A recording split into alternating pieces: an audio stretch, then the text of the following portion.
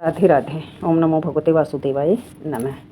तो जब महाभारत में युद्ध हो रहा था, कुरुक्षेत्र के युद्ध स्थल में अर्जुन ने क्या कहा कृष्ण को, जब दोनों सेनाओं के बीच रथ रुके और अपने सगे संबंधियों को देखा, अपने रिश्तेदारों को देखा कि हे कृष्ण, मैं कैसे इनको मार सकता हूँ, इनको मारूंगा तो कुल की स्त्रियाँ का सतीत्व खत्म हो जाएगा, वो संतान की वृद्धि करेंगी तो वर्ण संकर संतान होगी, उनका धर्म नष्ट होगा और ऐसा पारिवारिक परंपरा का विनाश करने वालों का तो नरक जीवन उत्पन्न होता है।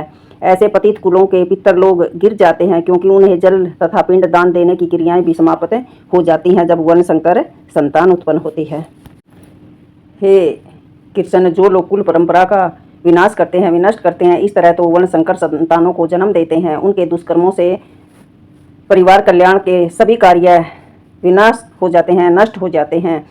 जो समाज कल्याण के लिए कार्य करते हैं तो उनके सभी कार्य नष्ट हो जाते हैं जहाँ वर्ण संकर संतान पैदा होती है। हे प्रजापालक, हे कृष्ण, मैंने गुरु परंपरा से तो यही सुना है, जो लोग कुल धर्म का विनाश करते हैं वे सदा नरक में वास करते हैं। ओहो कृष्ण, एक आश्चर्य की बात है, हम सब जघन्य पाप करने के लिए कितने उदित हो रहे हैं, राज सुख भोगने की इच्छा से अपने सगे संबंधियों को मारने के लिए भी तुले हैं। अर्जुन कह रहे हैं, हे कृष्ण, यदि शस्त्रधारी धृतराष्ट्र के पुत्र मुझ निहत्थे तथा रणभूमि में प्रतिरोध न करने वाले को मारे तो यह मेरे लिए श्रेयस्कर होगा, मेरे लिए अच्छा ही होगा। तो संजय बता रहे हैं युधिष्ठिर को। संजय ने कहा, युद्ध भूमि में इस प्रकार कहकर अर्जुन ने अपना धनुष बाण एक ओर रख दिया और शोक चित से रथ के आसन पर बैठ गया। संजय ने कहा, करुणा से व्याकुल, शोक से युक्त, आंसुओं से भरे नेत्रों वाले अर्जुन को देखकर मधुसूदन कृष्ण ने कहा, श्री भगवान ने कहा, हे अर्जुन, तुम्हारे मन में ये विचार कैसे आया, ये कलमश कैसे आया? यह उस मनुष्य के लिए तो तनिक भी अनुकूल नहीं है जो जीवन के मूल्य को जानता हो।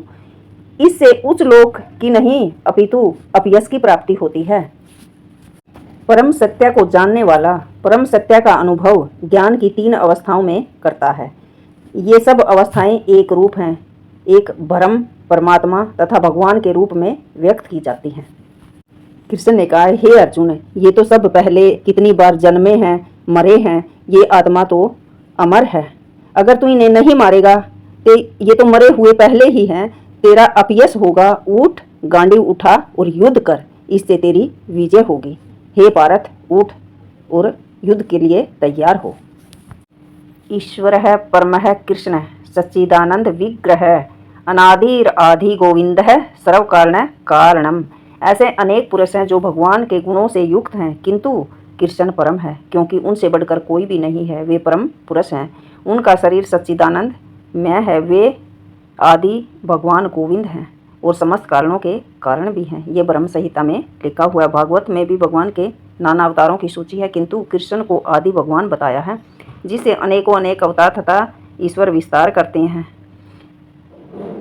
यहाँ पर सारे अवतारों की सूची तो नहीं है, भगवान की अंश कलाओं अथवा पूर्ण कलाओं की है, किंतु कृष्ण तो स्वयं भगवान है।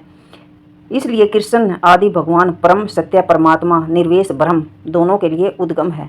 गीता में यही शब्द कृष्ण के लिए संबोधित किए गए हैं। ओम नमो भगवते वासुदेवाय नमः। राधे राधे।